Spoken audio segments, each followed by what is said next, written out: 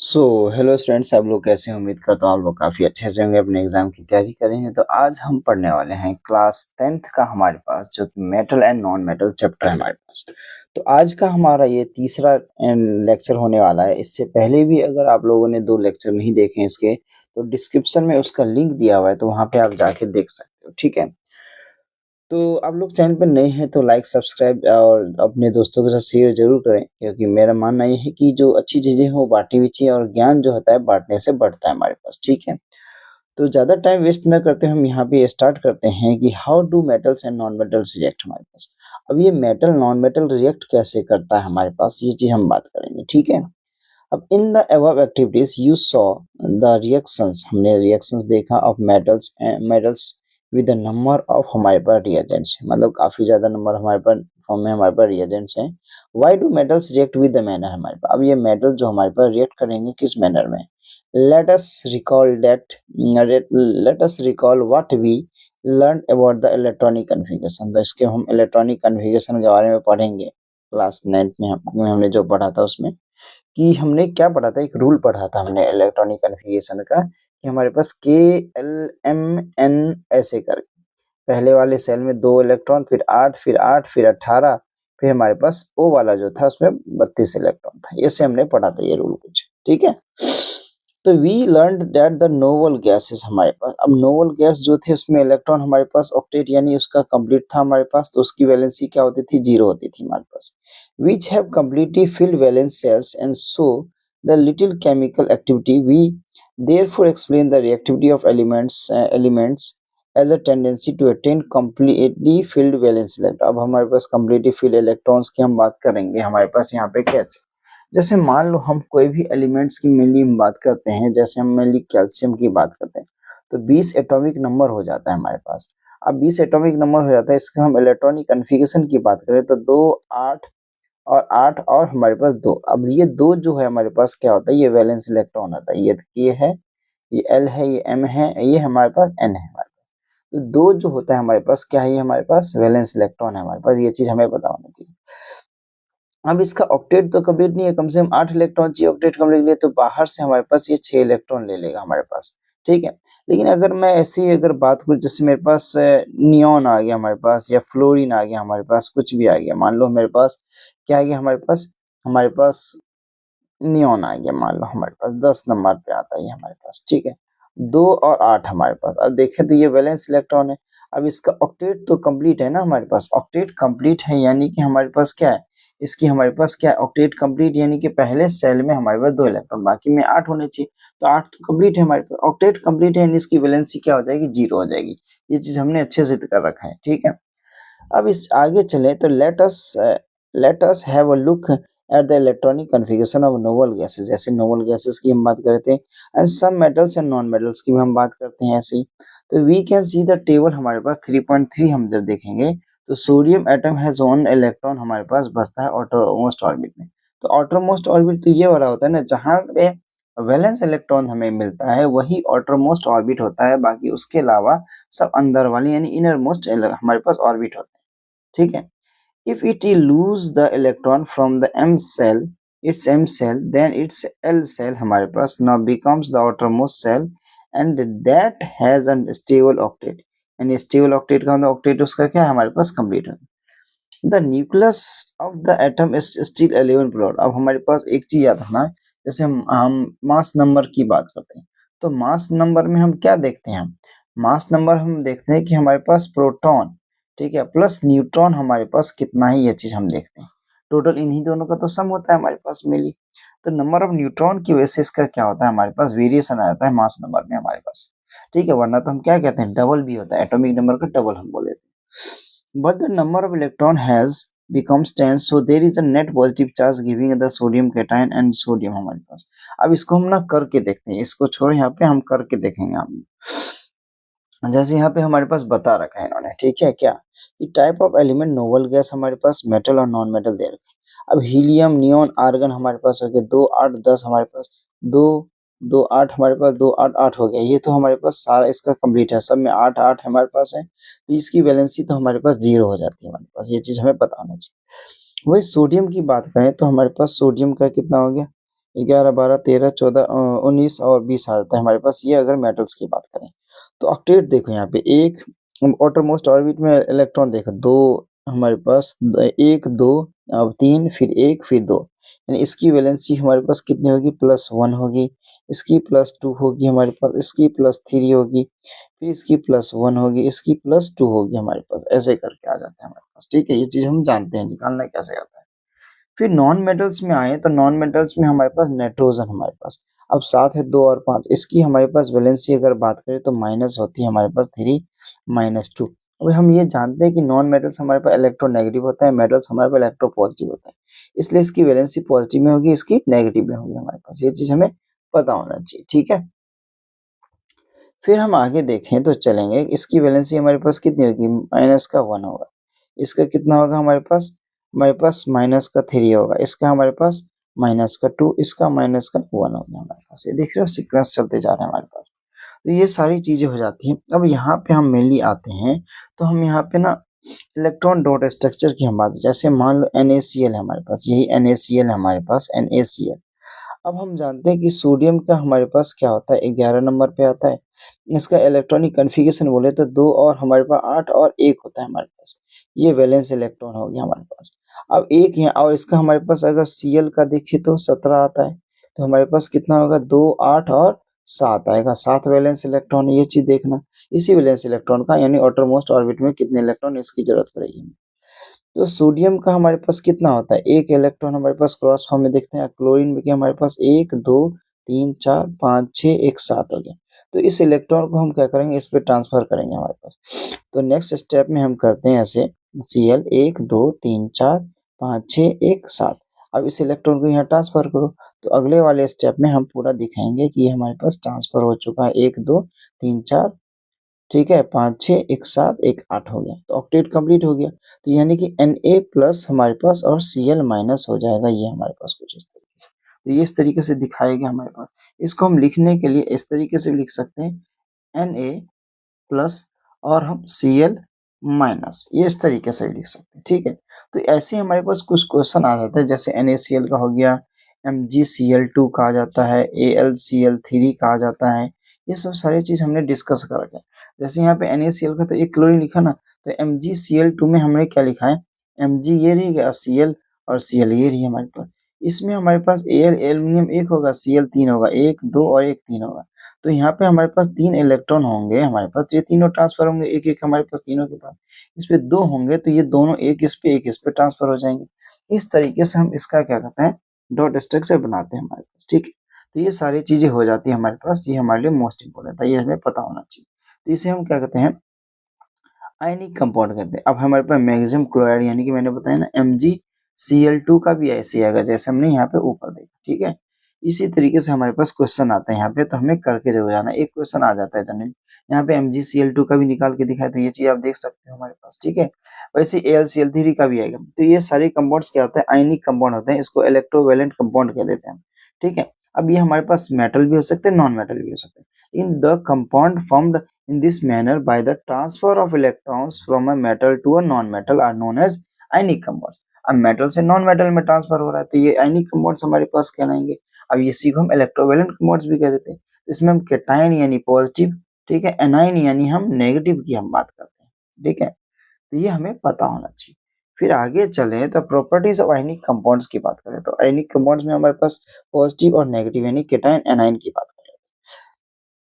अब हमारे पास ये क्या है, एक एक्टिविटी हमारे पास 3.13। अब इसमें देखो कि क्या दे रखा है हमारे पास। सबसे पहले ये चीज, तो हम एक सैंपल लेंगे किसका, सोडियम क्लोराइड यानी NaCl का हम सैंपल लेंगे। ठीक है, फिर पोटेशियम आयोडाइड है गया हमारे पास Ki, हमारे पास पोटेशियम आयोडाइड। फिर बेरियम क्लोराइड भी हमारे पास BaCl2 हमारे पास आ गया। और any other salt from the science laboratory, कोई भी और सॉल्ट मिल जाए उसको भी मिल सकते हैं। What is the physical state, क्या होगा इसमें, सॉलिड होगा, लिक्विड होगा, गैस होगा। अब तुम्हें पता है कि ये सॉलिड फॉर्म में, क्रिस्टल के फॉर्म में हमारे पास जनरली सॉल्ट मिल जाते हैं। Take a small amount of sample on a metal scapula. Scapula होता है चम्मच टाइप का, केमिस्ट्री लैब में हम एक चम्मच टाइप का हमारे पास होता है, पीछे से ढक्कन खोलने वाला होता है, एक आगे से चमचा टाइप का होता है जिसमें थोड़ा सा सॉल्ट होता है, उसको हम स्कैपुला कहते हैं। मैंने कोई कुछ एक्सपेरिमेंट कराया था, उसमें दिखाया भी था बच्चों को। ठीक है, तो heat directly on the flame Repeat with other samples. What did you observe? Did the samples impart any color to the flame? Does this compounds melt? तो हमारे पास क्या ये compounds melt हो सकते हैं, नहीं हो सकते, ये हमें पता होना चाहिए। ठीक है। फिर try to dissolve the sample in water and petrol. Water हो गया, पेट्रोल हो गया, केरोसिन हो गया, ये सब की बात करेंगे हम। ये सब अलग अलग चीज है। ठीक है। यहाँ पे हमारे पास एक सॉल्ट लिया गया, इसमें क्या गया, इसको हीट किया गया। अब हीट करने के बाद हमें क्या मिलता है, क्या है वो चीज हमें पता होना चाहिए। अब सबकी अपनी ना बॉइलिंग पॉइंट, मेल्टिंग पॉइंट अलग अलग होती है हमारे पास, ये हमें पता होना चाहिए। यहाँ पे देवी रखा है, कंपाउंड हमारे पास NaCl, LiCl, CaCl2, CO, MgCl2, ये सबकी बॉइलिंग पॉइंट। अब सबसे ज्यादा बॉइलिंग पॉइंट किसकी है हमारे पास? कैल्शियम ऑक्साइड की। देखो हमारे पास, सॉरी, मेल्टिंग पॉइंट की बात करो। मेल्टिंग पॉइंट, बॉइलिंग पॉइंट दोनों ही हमारे पास कैल्शियम ऑक्साइड की ज्यादा है। सबसे कम किसकी है, ये भी चीज हमें देखना है। तो हमारे पास सबसे कम अगर वो है हमारे पास, तो लिथियम क्लोराइड की हमारे पास, ये देख लो, है ना। तो ये हमें याद होना चाहिए, हमें पता है। यहाँ से क्वेश्चन इतने तो नहीं आते, लेकिन यहाँ से क्वेश्चन आते हैं। ये वाला जो पोर्शन है ना, MgCl2, हमारे पास 3 क्वेश्चन मिली। NaCl, ठीक है, MgCl2 हमारे पास, और AlCl3, ये 3 क्वेश्चन मिली, जनरली एग्जाम में पूछ लेते हैं बार बार, तो हमें तीनों पता होना चाहिए। ठीक है। यानी कि मोड्स की बात करेंगे तो फिर हम आगे चलते हैं। यू हैव ऑब्जर्व, हमारे को ऑब्जर्व करेंगे फॉर द कुछ जनरल प्रॉपर्टीज होते हैं आयनिक कंपाउंड्स के, उसकी हम बात करेंगे। ठीक है, आयनिक कंपाउंड्स के। तो सबसे पहला आता है हमारे पास फिजिकल नेचर, फिर दूसरा आता है मेल्टिंग एंड बॉइलिंग पॉइंट, फिर तीसरा आता है सॉल्युबिलिटी, फिर चौथा आता है कंडक्शन ऑफ इलेक्ट्रिसिटी। फिर ठीक है, ये सारे चीज आता है। अब एक एक करके इनको देख लेते हैं हम जरा। तो आयनिक कंपाउंड जो फिजिकल नेचर में अगर देखें, तो आयनिक कंपाउंड्स हमारे पास सॉलिड होते हैं, और समवट अगर बोले तो हार्ड होते हैं हमारे पास, because of the strong force of attraction की वजह से हमारे पास। तो फोर्स ऑफ अट्रैक्शन किसका क्या होता है हमारे पास, काफी ज्यादा स्ट्रॉन्ग होता है between positive and negative ions की बात करें तो। अब ये जो कंपाउंड्स होते हैं हमारे पास, जनरली क्या होता है, ब्रिटल होते हैं हमारे पास। मतलब ब्रिटल का मतलब होता है जो हमारे पास शाइन करता है, चमकता है, हमारे पास क्रिस्टल फॉर्म में होता है ना, क्रिस्टल फॉर्म में मेनली अगर समझ ले तो हमारे पास एंड ब्रेक इनटू पीसेस। अब क्रिस्टल फॉर्म में होगा तो चमकेगा हमारे पास, तो उसको हम तोड़ कह सकते हैं क्या हमारे पास। तो ब्रिस्टल फॉर्म में नहीं होगा तो पहले होगा हमारे, जैसे नमक के बड़े बड़े पत्थर टाइप हमारे पास समझ लो, तो वो हो गया हमारे पास, ऐसे काला नमक आता है, उसको हमारे पास पत्थर टाइप में आता है, वो काफी ब्रिटल होता है हमारे पास, उसको तोड़ तोड़ के पाउडर फॉर्म में बनाया जाता है फिर हमारे पास। तो ये फिजिकल नेचर हो गया। अब मेल्टिंग एंड बॉइलिंग पॉइंट्स की बात करें, तो आयनिक कंपाउंड्स हमारे पास, इसकी मेल्टिंग पॉइंट्स क्या होते हैं हमारे पास, काफी ज्यादा हाई होती है, इसकी बॉइलिंग पॉइंट भी काफी ज्यादा हाई होती है। अब क्यों होती है, क्योंकि इसमें ना एनर्जी की जरूरत पड़ती है। क्यों? क्योंकि आयनिक बॉन्ड्स को तोड़ना होता है हमारे पास, इसलिए यहाँ लिखा है ना, to break the strong inter ionic, हमारे पास अट्रैक्शन को तोड़ना होता है, इसलिए हमारे पास। अब सॉल्युबिलिटी की बात करें, तो इलेक्ट्रोवैलेंट कंपाउंड जनरली हमारे पास सॉल्युबल होता है, यानी घुलनशील होता है हमारे पास पानी के अंदर, और इनसॉल्युबल भी होते हैं हमारे पास, जो सॉल्वेंट की हम बात कर लें। अब सॉल्युबल वाला पार्ट हमारे पास वाटर में आ गया, इनसॉल्युबल वाला पार्ट हमारे पास सॉल्वेंट में आ गया। अब सॉल्वेंट क्या होता है हमारे पास, सॉरी, सॉल्वेंट ज्यादा होता है हमारे पास, जो कि घुलनशील नहीं होता है। जैसे पेट्रोल और केरोसिन सबकी हम बात करें। अब पानी में तेल डालेंगे तो तेल की डेंसिटी क्या होती है, कम होती है, तो वो पानी के ऊपर तैर जाएगा। ठीक है, पानी की डेंसिटी ज्यादा होती है तो नीचे रह जाएगा हमारे पास। ठीक है, ये तो मिली है चीज हमारे पास, तो ये पानी में घुलता नहीं है हमारे पास।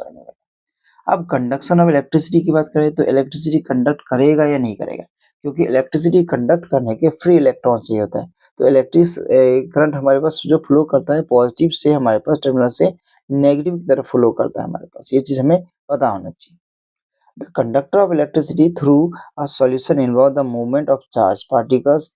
अब a solution of an ionic compound in water contain ions which move to opposite electrons, opposite electrons होंगे। अब इलेक्ट्रिसिटी पास होगा हमारे पास किसके थ्रू, सॉल्यूशन के थ्रू। अब सॉल्यूशन जैसे मान लो ये वाटर है मेरे पास, वाटर में मैंने क्या किया, NaCl डाल दिया। अब Na के पास प्लस चार्ज, Cl माइनस के पास, अगर वाटर भी देखे तो H2 होगा, तो इसमें भी हमारे पास क्या होगा, एक H प्लस आयंस निकलेगा, इसमें OH माइनस निकलेगा।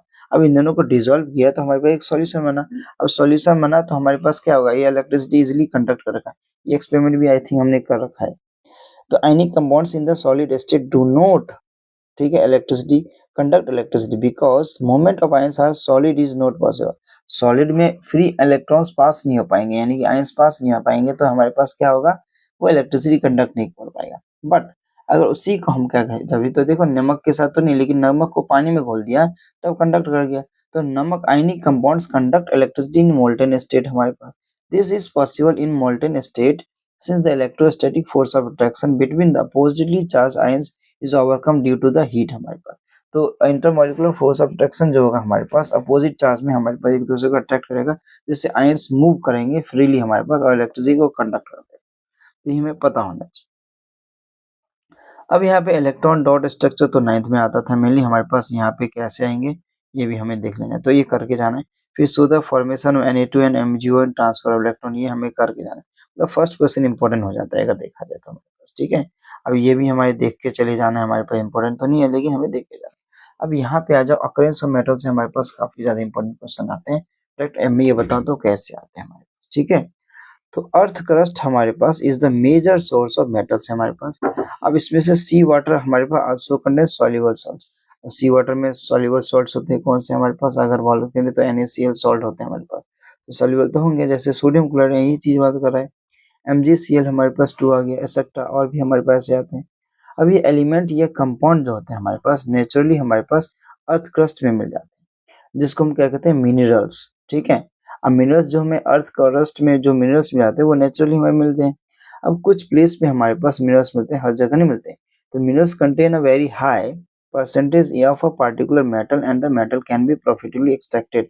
तो अपने प्रॉफिट के लिए हम एक्सट्रैक्ट करते हैं इसको। अब जो मिनरल्स निकाल लेते हैं उसको हम क्या कहते हैं, ओर। उसको फिर क्या किया जाता है, प्योर किया जाता है। तो प्योर किया जाता है, प्योर फॉर्म में लाया जाता है, तो उसमें पे क्या कहते हैं, जो इम्प्योर सब्सटेंस होता है उसको गैंग पार्टिकल कहते हैं।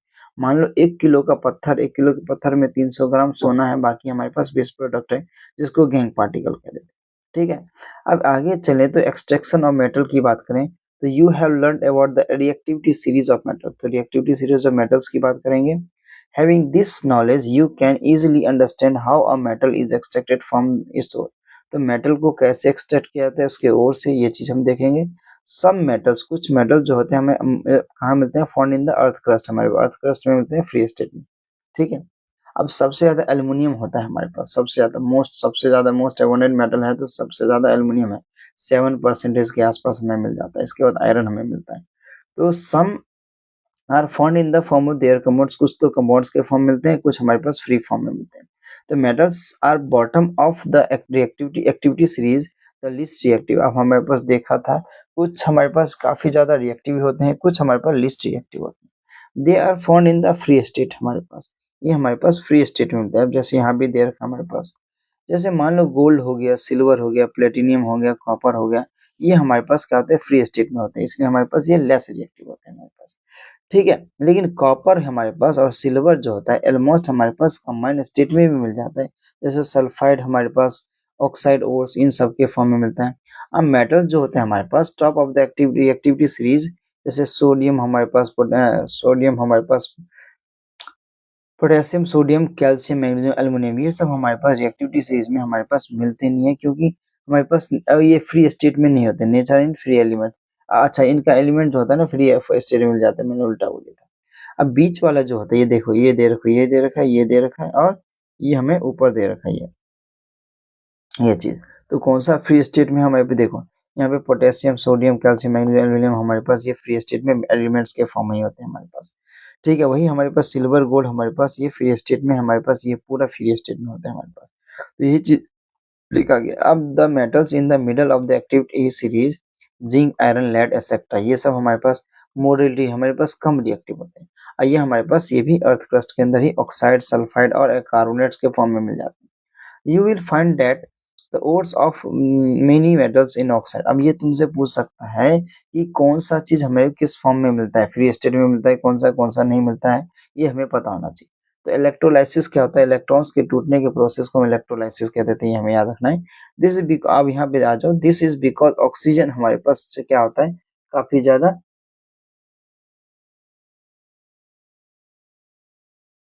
ठीक है। ऑक्सीजन हमारे पास क्या होता है, हमारे पास बहुत ही ज्यादा रिएक्टिव है, हमारे पास होता है, एलिमेंट होता है। अब बहुत ही ज्यादा भी है हमारे पास। thus on the basis of reactivity we can we can group the metals into flowing three categories, तीन हिस्सों में बटा गया। मेटल्स ऑफ लो रिएक्टिविटी हमारे पास, metals medium reactivity, metals at high reactivity, ये सब अलग अलग चीजें। डिफरेंट अलग अलग टेक्निक्स का यूज किया जाता है हमारे पास, used for obtaining the metals following on each category, हमारे पास हर एक कैटेगरी में मिलता है, उस चीज की हम बात करें। तो अलग-अलग स्टेप्स होते हैं हमारे पास मेटल को एक्सट्रैक्ट करने एक्सट्रैक्शन के हमारे पास। Involved in the extraction of pure metal from ores, a summary of these steps is given below. Each step is explained in detail in the following section हमारे पास। तो अलग-अलग सेक्शन में मिलते हैं। हम ओर की बात करते हैं। कंसंट्रेशन ओर हमारे पास ठीक है, और concentration of ore, metal set of high reactivity, metals of medium reactivity, metals of low reactivity, ये तीन चीज हमारे पास। अब हाई रिएक्टिविटी में इलेक्ट्रोलाइसिस प्रोसेस होता है हमारे पास प्योर मेटल निकालने के लिए। फिर मेटल्स इन मीडियम रिएक्टिविटी में देखें तो कार्बोनेट ओर होता है जिसको हम CO3 2 माइनस, सल्फाइड होते हैं हमारे पास H2S जिसको कहते हैं ऐसे हम H सल्फाइड ओर यानी कि इसको हम सल्फर ही मान के चलते हैं, ठीक है। ठीक है, फिर हमारे पास ये भी सल्फाइड ओर हो गया हमारे पास मेटल्स इन लो एक्टिविटी। अब लेकिन इसमें क्या होता है, कैल्सिनेशन प्रोसेस होता है, इसमें रोस्टिंग प्रोसेस होता है हमारे पास। अब ये दोनों प्रोसेस हमारे लिए मोस्ट इंपोर्टेंट होता है, ये हमें देख के जाना है। अब रोस्टिंग मेटल और रिफाइनिंग हमारे पास ये सिर्फ आता है। अब इसको हम देखेंगे, इन दोनों से हम मेटल ऑक्साइड और रिडक्शन ऑफ मेटल और प्योरिफिकेशन ऑफ मेटल निकालते हैं, यानी कि इसको से हम क्या करते हैं, प्योर फॉर्म ऑफ मेटल निकालते हैं। तो ये हमारे पास कैल्सिनेशन रोस्टिंग इसमें सबसे ज्यादा इंपॉर्टेंट है, हमें ये देख लेंगे। तो हम आगे चलते हैं, तो इसमें देखेंगे इनरिचमेंट ऑफ ओर्स की हम बात करेंगे। तो ओर्स आर माइंड, और ओर्स को कैसे माइनिंग करके निकाला जाता है अर्थ के अंदर से हमारे पास लार्ज अमाउंट में हमारे पास, ठीक है। और उसमें लार्ज अमाउंट में इम्प्योरिटीज भी होता है हमारे पास, जैसे सोयल हो गया, सैंड हो गया, और भी चीजें होती है जिसको हम गैंग पार्टिकल बोलते हैं। अब ये कभी कभी मिनरल्स ओर्स गैंग्स का हमारे पास फुल फॉर्म मतलब पूरा डेफिनेशन पूछ लेता है, तो हमें पता होना चाहिए। अब ये इम्प्योरिटीज हमारे पास जो होता है रिमूव करते हैं फ्रॉम द ओर से हमारे पास, इसको हम एक्सट्रैक्शन ऑफ मेटल कह देते हैं।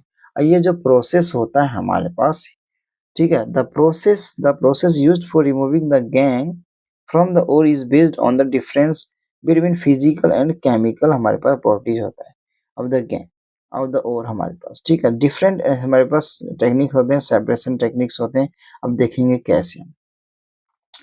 एक्सट्रैक्शन हमारे पास ऑफ एक्सट्रैक्शन मेटल, हमारे extracting metals low in the activity series हमारे पास। अब metals low in the activity series are very unreactive हमारे पास। अब जो जिसकी लेस रिएक्टिव होता है जो हमारे पास, वो हमारे पास नीचे की तरफ आते हैं, वो हमारे पास अनरिएक्टिव होते हैं।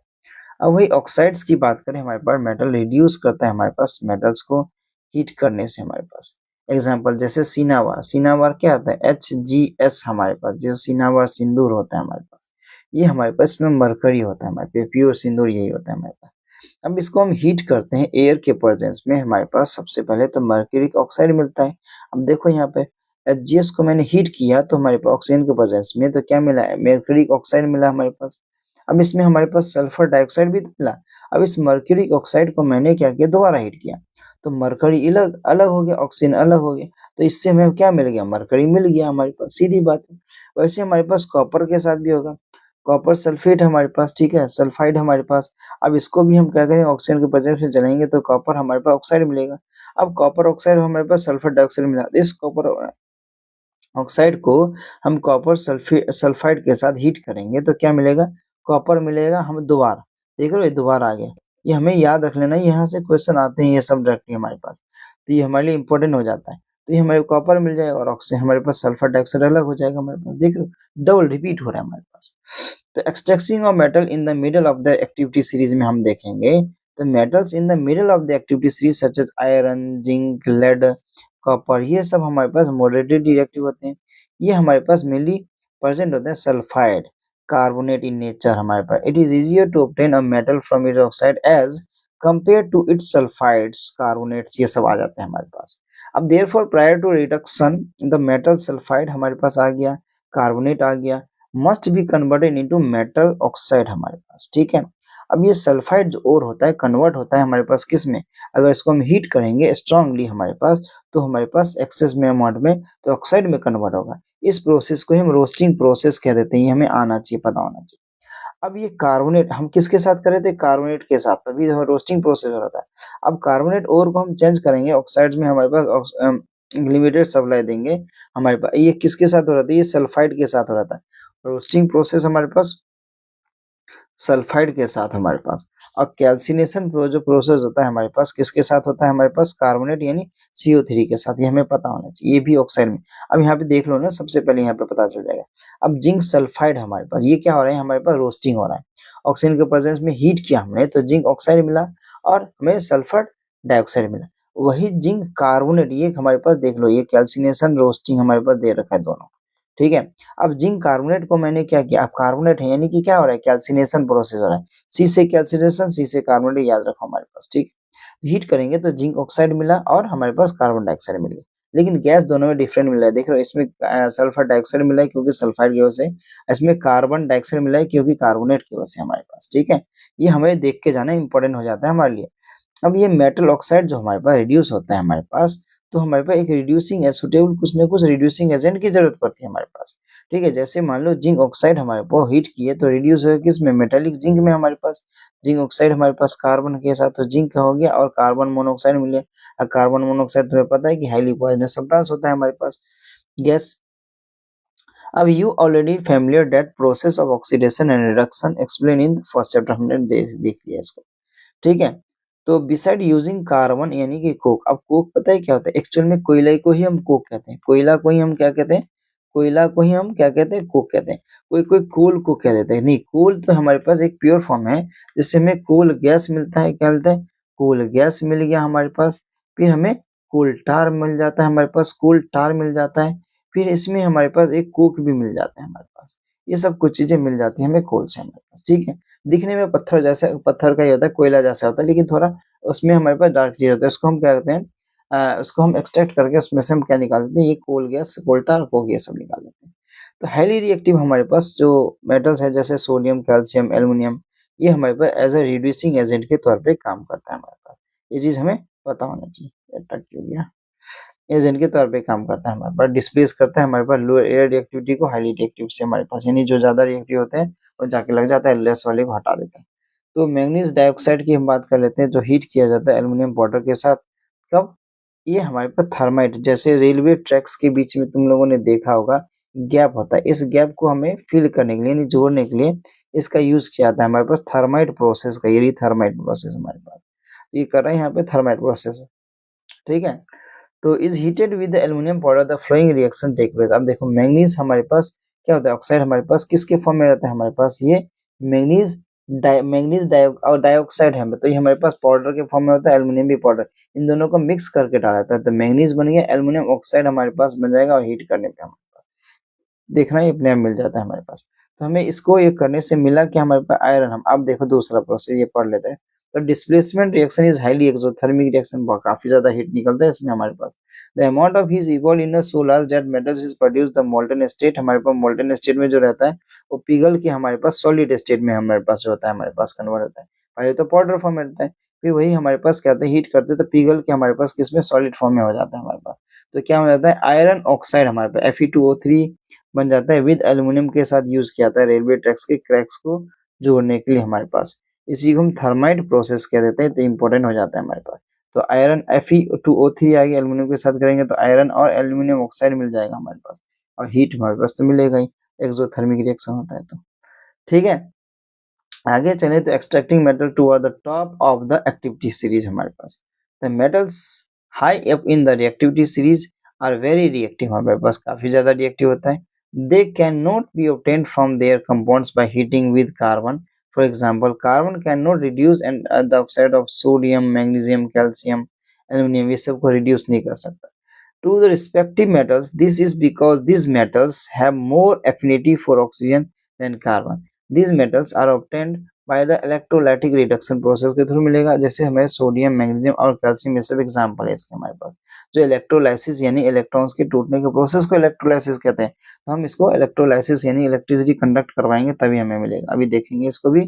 तो मोल्टन क्लोराइड हमारे पास हो गया, the metals are deposit at the cathode and negatively charge हमारे पास, वेयर वही क्लोरीन हमारे पास लिबरेट करेगा पॉजिटिव चार्ज इलेक्ट्रोड के पास हमारे पास। अब ये रही कैथोड, ये रही हमारे पास एनोड।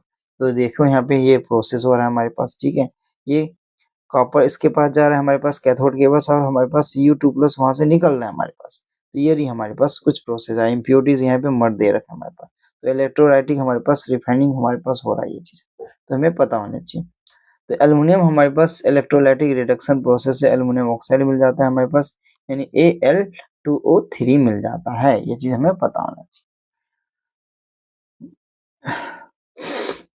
ठीक है। अब यहाँ पे देखो रिफाइनिंग ऑफ मेटल्स की बात करें तो metals produce by various reduction process, अलग अलग प्रोसेस हमारे पास ये होते हैं इसमें हमारे पास, तो आर नॉट वेरी प्योर हमारे पास, they contain impurities and which must remove to obtain pure metals.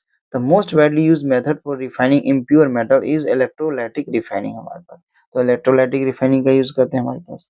अब ये यहाँ पे देखो बहुत सारे मेटल्स हो गए जैसे कॉपर, जिंक हमारे पास, टिन, निकल, सिल्वर, गोल्ड, ये सब आते हैं जो कि रिफाइन होता है, इलेक्ट्रोलाइटिकली हमारे पास रिफाइन करते हैं। यही प्रोसेस जो होता है हमारे पास, impure metals is made up of anode and a thin strip of a metal is made up of cathode, ठीक है। अब इम्प्योर मेटल में हमारे पास क्या होता है, एनोड हो गया, अब पतला सा स्ट्रिप होता है हमारे पास, वो कैथोड होता है हमारे पास, ये हमें पता होना चाहिए। एक सॉल्यूशन हमारे पास डालेंगे उसमें हम इलेक्ट्रोलाइट का, जिससे हमारे पास वो दोनों अलग हो जाएगा और इलेक्ट्रिसिटी कंडक्ट हम पास करवाएंगे, तो एनोड और कैथोड हमारे पास डायरेक्शन में, जो हमारे पास अपोजिट डायरेक्शन में ट्रांसफर हो जाएंगे हमारे पास क्या, जो कैथोड के पास एनोड, एनोड के पास कैथोड वाला हमारे पास इम्प्योरिटीज होगा वो चले जाएगा, और कुछ इम्प्योरिटीज जो बचे रहेंगे हमारे पास नीचे बच जाएंगे, जिसको हम एनोड मड भी कहते हैं। अब मैंने बोला था ना कि ये क्वेश्चन आया हुआ क्वेश्चन है हमारे पास, मिनरल्स, ओर्स, गैंग पार्टिकल्स क्या होते हैं इसको डिफाइन करने को। अब कौन कौन से हमारे पास मेटल फ्री स्टेट में मिल जाते हैं, तो सोडियम और पोटेशियम जनरली लिखते हैं, तो ये लिखने में है। फिर ये क्वेश्चन हमें देख के जाना। फिर एक हमने फर्स्ट चैप्टर में कोरोजन देखा था, वहां पे मैंने कहा था कि हम थर्ड चैप्टर में मेटल नॉन मेटल वाले चैप्टर में हम अच्छे से देखेंगे, जहाँ पे हम देख रहे हैं।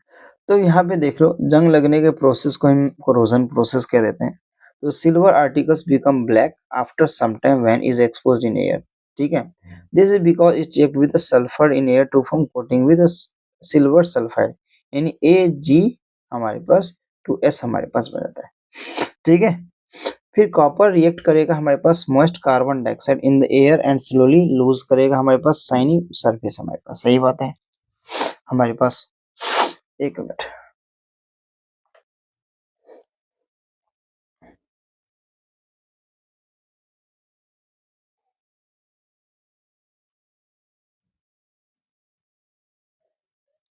ठीक है।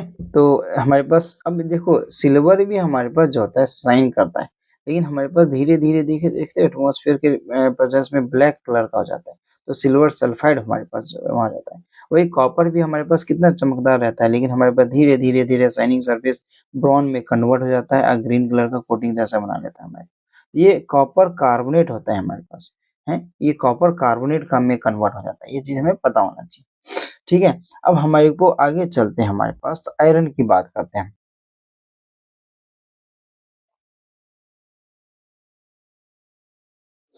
आयरन की हम बात कर लेते हैं हमारे पास, आयरन की हम, ये एक चीज ये देखना, ये बेसिक होता है हमारे पास, ये बेसिक होता है हमारे पास, ये चीज याद रखना। CuCO3 होता है हमारे पास। आयरन की हम बात करें, Fe हमारे पास होता है, ठीक है। सिल्वर Ag था और कॉपर Cu है हमारे पास, आयरन Fe हमारे पास, ठीक है, Ag हमारे पास ये था।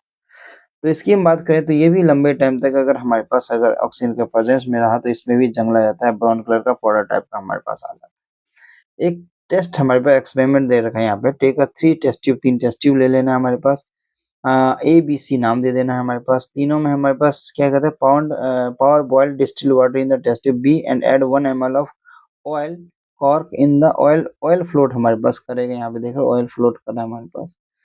रस्ट वाला हमारे पास ये रही हमारे पास, और एक सूखा सा ये रही हमारे पास, anhydrous calcium chloride as a drying agent के तौर पे लिया गया हमारे पास।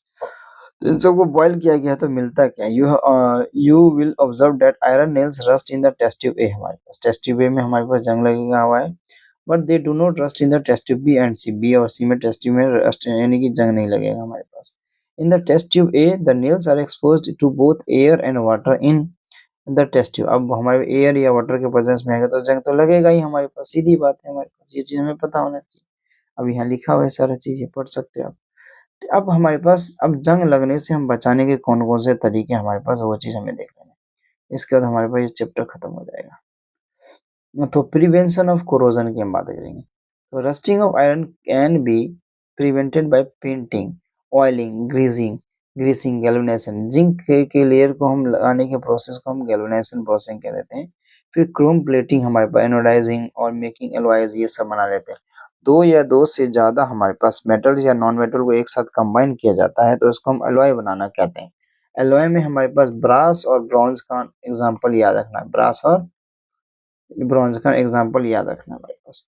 तो गैल्वेनाइजेशन एक प्रोसेस होता है जो कि काफ़ी बार पूछा कि इम्पोर्टेंट होता है हमारे पास। एक मेथड होता है जो कि प्रोटेक्ट करता है स्टील को हमारे पास आयरन को जंग लगने से हमारे पास। By coating them with a thin layer of zinc, देखो थिन लेयर जिंक चढ़ाते हैं। तो galvanized article is protected against the rusting even if the zinc coating is broken. And can you reason this out? Alloying is a very good method of improving the properties of metals. We can get the desired property by this method. For example, iron is the most widely used metal हमारे पास, but it is never used in its pure state. अब इसका हम pure state में use नहीं करते हैं हमारे पास. This is because pure iron is very soft. अब pure iron काफी ज़्यादा soft होता है हमारे पास. अब प्योर फॉर्म में कोई गोल्ड भी काफी ज्यादा सॉफ्ट अगर होता है हमारे पास, अगर प्योर फॉर्म में देखा जाए तो उसमें मिक्स किया जाता है हमारे पास अलग अलग चीजें हमारे पास। अगर हम ऐसी लोहे की हम बात करें फिलहाल, तो लोहे काफ़ी ज़्यादा सॉफ्ट होता है, अगर ऐसे स्ट्रेच करें तो इजीली हमारे पास टूट जाएगा हमारे पास, लेकिन गर्म करके हमारे पास but it if it is mixed with a small amount of carbon के साथ मिक्स किया जाता है 0.05%, ये हमें याद रख लेना है। It becomes hard and strong, उसको हार्ड और स्ट्रॉन्ग बनाने के लिए। When iron is mixed with the निकल, अगर आयरन को हम मिक्स करेंगे निकल के साथ, क्रोमियम के साथ, ठीक है, तो भी मिक्स किया जाता है हमारे पास हार्ड बनाने के लिए। वी गेट हमारे पास स्टेनलेस, अगर स्टील बनाना हो, अगर हार्ड इससे भी बनाना हो, इसमें जंग ना लगे, तो आयरन के साथ हमें मिक्स करना होता है कुछ अदर सब्सटेंसेस हमारे पास, जिससे उसकी प्रॉपर्टीज चेंज बिल्कुल हमारे पास चेंज हो जाती है। In fact the properties of any metal can be change if it is mixed with some other. अगर हमारे पास किसी भी मेटल की प्रॉपर्टीज चेंज करनी है तो उसमें कुछ दूसरे सब्सटेंस मिला तो अपने आप चेंज हो जाएगा। The substance added may be metal और नॉन मेटल होना चाहिए, जैसे हम एलॉय बना देते हैं। An alloy is a homogeneous mixture of two or more metals और metals और non metals हमारे पास, ठीक है, इसे हमारे पास कह देते हैं हमारे पास, ठीक है। It is prepared by the first melting primary metal in, then हमारे पास ये सब सारी चीज आ जाती है, ये चीज हम देख सकते हैं, ठीक है। तो ये ग्रीन कलर का बॉक्स आ जाता है हमारे पास। प्योर गोल्ड जो होता है 22-24 कैरेट का है हमारे पास गोल्ड होता है, ये काफी ज्यादा सॉफ्ट होता है। It is therefore not suitable for making jewellery, ये ज्वेलरी बनाने के लिए नहीं होता है, इसलिए क्या कहता है 22 कैरेट का गोल्ड लेके दो पार्ट को उसमें मिलाया जाता है हमारे पास, सिल्वर या कॉपर में मिक्स वगैरह कर देते हैं। ये लिखा है ना, ornaments it's 22 parts of gold and is allied 2 parts of copper and silver को भी यूज कर सकते हैं। अब मान लो एक हमारे पास, आप लोग कुतुब मीनार गए होंगे तो देखा होगा आप लोगों ने, वहाँ एक लोहे का ऐसे एक पिलर है हमारे पास, इसमें अभी तक जंग नहीं लगा हुआ है हमारे पास, कितने साल पुराना हमारे पास पिलर है। तो ऐसे माना जाता है ये प्योर हमारे पास क्या है, आयरन हमारे पास। Is one of the metal is mercury, then the alloy is known as amalgam, हमारे पास अमलगम बनाया जाता है हमारे पास, ठीक है। The electrical conductivity of melting point of N alloy is less than the pure metal हमारे पास। अब प्योर मेटल के मुकाबले एलॉय के साथ अगर इलेक्ट्रिक करंट पास करेंगे तो इतने अच्छे से पास नहीं होगा, ठीक है। ब्रास एक तरह का एलॉय है जिसमें कॉपर और हम जिंक का मिक्स देखते हैं हमारे पास। अब ब्रॉन्ज भी एक तरह का एलॉय है जिसमें हम कॉपर और टिन का मिक्स देखते हैं, और सबसे पहला जो एलॉय था वो ब्रॉन्ज ही था हमारे पास, ठीक है। ये गुड कंडक्टर नहीं होता इलेक्ट्रिसिटी के लिए, लेकिन कॉपर एक गुड कंडक्टर होता है इलेक्ट्रिकल सर्किट के लिए हमारे पास। अब सोल्डर बनाए जाते हैं, सोल्डर हमारे पास देखा होगा, कोई चीज को इलेक्ट्रिक अप्लायंसेस में एक वायर को दूसरी सर्किट से ज्वाइन करने के लिए सोल्डर का यूज करते हैं हम, ठीक है, जिसमें हम लेड और टिन का हम यूज करते हैं। इसकी मेल्टिंग पॉइंट काफी कम होती है हमारे पास, इसका वेल्डिंग इलेक्ट्रिकल वायर्स को वेल्डिंग करने के लिए यूज किया जाता है हमारे पास। अब wonder of ancient times in Indian metallurgy, हमारे पास आयरन पिलर की बात करें कुतुब मीनार के पास जो दे रखा है, कम से कम ये बोला जाता है 1600 साल पुराना है। अब 1600 साल पुराना है तो क्या होगा ये हमारे पास, इसमें जंग नहीं लगा हमारे पास, क्यों नहीं लगा होगा, क्योंकि they had developed the process which prevented iron from rusting. For the quality of rust resistance it has been examined by the scientists from all parts of the world. The iron pillar is 8 metre high, 8 metre लंबा है, 6 ton का है, मतलब 6000 kilogram का है हमारे पास, ठीक है। ये चीज हमारे पास है, हमें पता होना चाहिए सारी चीजें, ठीक है। तो ये चैप्टर हुआ हमारा खत्म। यहाँ पे कुछ क्वेश्चन है, इसको हम देख लेते हैं। यहाँ पे जैसे ही हमारे पास एलॉय वाला क्वेश्चन इंपॉर्टेंट हो जाता है यहाँ पर हमारे पास। फिर what you have learned B section हमें देखे जाने, कुछ की पॉइंट्स मिल जाते हैं और कुछ क्वेश्चंस के आंसर भी यहाँ से मिल जाते हैं हमारे पास। फिलहाल ये सब क्वेश्चन देख के जाना, एक एम्फोटेटिक क्वेश्चन आया हुआ क्वेश्चन है हमारे पास, मोस्ट इंपोर्टेंट हमारे पास, ठीक है, ये देख के जाना है हमारे पास, ठीक है। आगे अगर देखें यहाँ पे हम जो मोस्ट इंपोर्टेंट की बात करो, एक ही हमारे पास ये क्वेश्चन जरूर देख के जाना हमारे पास, जैसे रस्टिंग ऑफ आयरन का क्वेश्चन हो गया हमारे पास, कुछ ये वाला क्वेश्चन हो गया हमारे पास। ये सब क्वेश्चन को देख के जाना है। Differentiate between metal and non metal, ये हमारे pass on the basis of chemical properties के बेसिस पे हमारे पास एक ये हमारे पास क्वेश्चन देख के जाना है। फिर एक ये हमारे पास ये कुछ क्वेश्चन है जो आप लोगों को देख के जाना है, ठीक है। तो ये लेक्चर आप लोगों को कैसे लगा हमें कमेंट सेक्शन में जरूर बताएं। हम फिर मिलते हैं किसी नए लेक्चर के साथ। तब तक के लिए thank you and good bye.